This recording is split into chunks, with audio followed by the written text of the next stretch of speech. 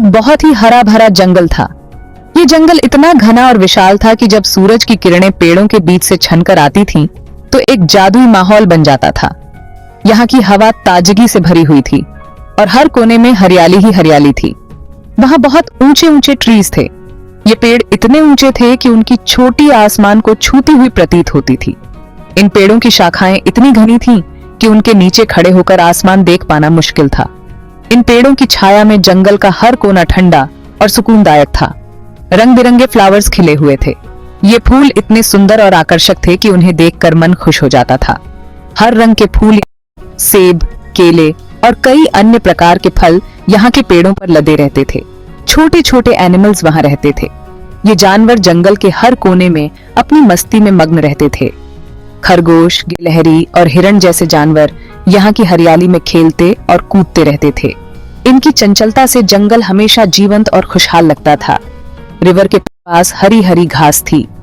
यह नदी जंगल के बीचों बीच बहती थी और इसके किनारे की घास इतनी मुलायम और हरी थी कि यहाँ बैठकर समय बिताना बहुत सुखद लगता था। नदी का पानी इतना साफ और शीतल था कि उसमें अपना चेहरा साफ दिखाई देता था। रंग बिरंगी बटरफ्लाईज फूलों पर मंडरा रही थी। ये तितलियां अपने रंग बिरंगे पंखों से फूलों पर बैठकर रस पीती थीं। इनकी उड़ान और सुंदरता से जंगल का हर कोना और भी आकर्षक हो जाता था। तितलियों की यह चहल पहल जंगल में एक अलग ही रौनक लाती थी। बर्ड्स मीठे मीठे गाने गा रही थी। ये पक्षी अपनी मधुर आवाज में गाते हुए पूरे जंगल को संगीत से भर देते थे। तोते, बुलबुल और कोयल जैसे पक्षी अपनी सुरीली आवाज से जंगल को और भी जीवंत बना देते थे। इनकी चहचहाहट से सुबह की शुरुआत और भी खास हो जाती थी। ये जंगल सबके लिए एक सुंदर घर था। यहाँ के पेड़, पौधे, जानवर और पक्षी सभी मिलकर एक परिवार की तरह रहते थे। इस जंगल की हरियाली, शांति और सुंदरता ने इसे एक अद्वितीय स्थान बना दिया था। यहाँ आकर हर कोई खुद को प्रकृति के करीब महसूस करता था और इस अद्भुत जंगल की खूबसूरती में खो जाता था।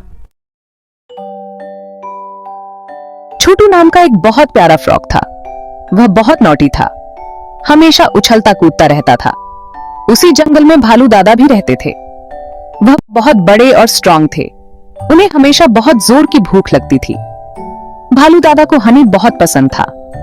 वह मीठे मीठे फ्रूट्स भी बहुत पसंद करते थे। एक दिन छोटू रिवर के पास खेल रहा था।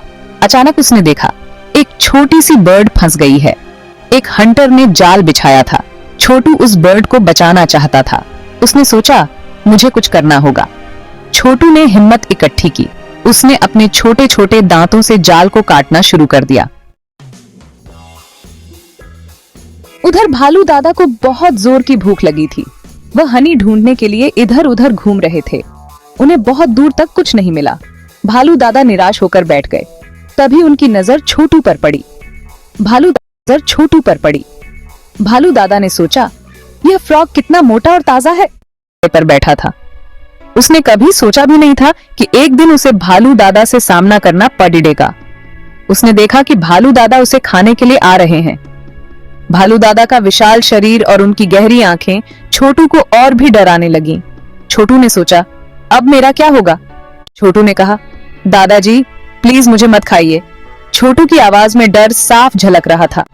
उसने अपनी छोटी छोटी आंखों से भालू दादा की तरफ देखा और कहा, मैं बहुत छोटा हूं, मुझे खाने से आपको कुछ नहीं मिलेगा। मैं अभी एक काम कर रहा हूं। भालू दादा हैरान हुए। उन्होंने कभी नहीं सोचा था कि एक छोटा सा मेंढक उनसे इस तरह बात करेगा। भालू दादा ने अपनी भौहें उठाई और पूछा, तुम्हारा काम क्या है छोटू। उन्होंने पूछा, क्या काम कर रहे हो तुम। भालू दादा की आवाज में अब कोई डर नहीं था, बल्कि एक जिज्ञासा थी। छोटू ने महसूस किया कि शायद भालू दादा उसे समझने की कोशिश, ठीक करने की कोशिश कर रहा हूं। भालू दादा ने चिड़िया की तरफ देखा और फिर छोटू की तरफ। उन्होंने महसूस किया कि छोटू का दिल कितना बड़ा है, जो इतनी छोटी सी उम्र में भी दूसरों की मदद करने की सोचता है। भालू दादा ने कहा, तुम सच में बहुत बहादुर हो छोटू, मैं तुम्हारी मदद करूंगा। और इस तरह एक नई दोस्ती की शुरुआत हुई। भालू दादा ने देखा बर्ड जाल में फंसी हुई है। उन्होंने अपने मजबूत पंजों से जाल को तोड़ दिया। बर्ड खुश होकर उड़ गई। छोटू ने भालू दादा को थैंक्स कहा। भालू दादा का दिल पिघल गया। उन्हें अपनी भूख पर शर्म आ रही थी। छोटू ने भालू दादा को अपने साथ चलने को कहा। उसने उन्हें जंगल के फ्रूट्स दिखाए। भालू दादा ने मीठे मीठे फ्रूट्स खाए। उन्होंने छोटू के साथ रास्पबेरीज और जामुन भी खाए। उन्हें एहसास हुआ कि दोस्ती और प्यार भूख से भी ज्यादा जरूरी होते हैं। छोटू की बहादुरी और दया ने भालू दादा का दिल बदल दिया। छोटू, जो एक छोटा सा मेंढक था, हमेशा से ही अपने साहस और दयालुता के लिए जाना जाता था। एक दिन जब वह जंगल में घूम रहा था, उसने देखा कि भालू दादा किसी समस्या में फंसे हुए हैं। छोटू ने बिना किसी डर के भालू दादा की मदद की।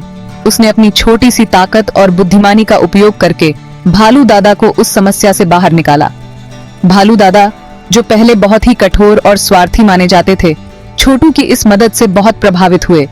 उन्होंने सीखा कि दूसरों की हेल्प करना कितना जरूरी होता है। भालू दादा ने महसूस किया कि छोटू की दया और साहस ने उन्हें एक नया दृष्टिकोण दिया है। उन्होंने सोचा कि अगर एक छोटा सा मेंढक इतनी बहादुरी और दयालुता दिखा सकता है, तो वह भी दूसरों की मदद कर सकते हैं।